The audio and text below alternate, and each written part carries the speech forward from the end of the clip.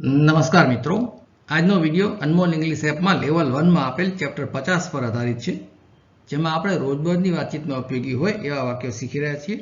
આજે આપણે વાક્ય નંબર 491 થી 500 શીખવાના છે. અને અનમોલ ઇંગ્લિશ એપ તમારી પાસે ના હોય તો ગૂગલ પ્લે સ્ટોર પરથી અત્યારે જ ડાઉનલોડ કરી લેજો અને પછી વિડીયોની સાથે સાથે પ્રેક્ટિસ કરતા રહેજો. તો ચાલો શરૂ કરીએ. વાક્ય number 491. The milk has turned shower.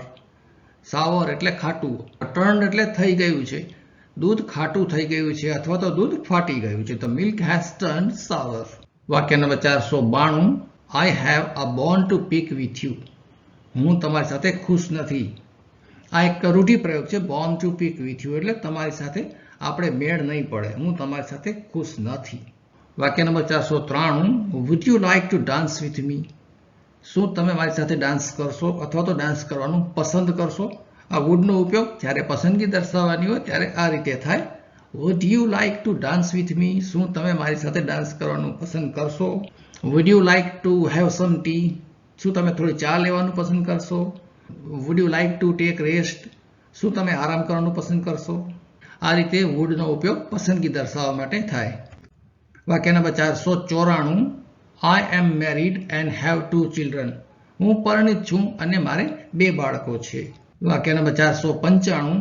I don't want to go to school. હું શાળાએ જવા ઈચ્છતો નથી, મારે શાળાએ જવું નથી.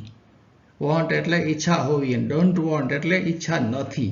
વાક્ય number 496. This mango has turned rotten.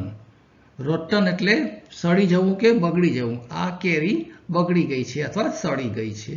વાક્ય number 497. I spent the whole afternoon chatting with friends. Chatting એટલે તો તમને ખબર જ હશે, ટોળટપ્પા કરવા, ગપ્પા મારવા કે વાત કરવી. અને આફ્ટરનૂન એટલે બપોર.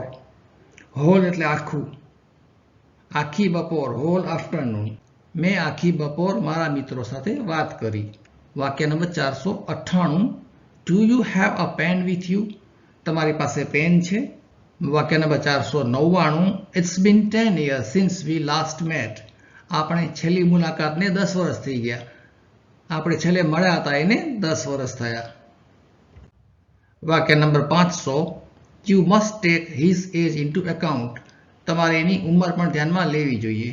into account, take into account એટલે ધ્યાનમાં લેવું, હિસાબમાં લેવું, ગણતરીમાં લેવું.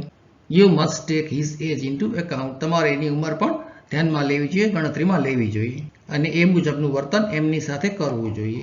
આ સાથે આજનો વિડીયો પૂરો થાય છે. વિડીયો જોયા પછી તરત જ અનમોલ ઇંગ્લિશ એપમાં આ ચેપ્ટરની સાથે આપેલ લિસન, થિંક, સ્પીક પદ્ધતિ મુજબની પ્રેક્ટિસ જરૂર કરી લેજો. દરેક વખતે વિડીયો જોયા પછી તરત જ એપમાં આપેલી પ્રેક્ટિસ પણ કરી લેશો તો થોડાક જ સમયમાં તમને ગ્રામરના નિયમો યાદ કર્યા વગર જ સરળતાથી ઇંગ્લિશ બોલતા આવડી જશે.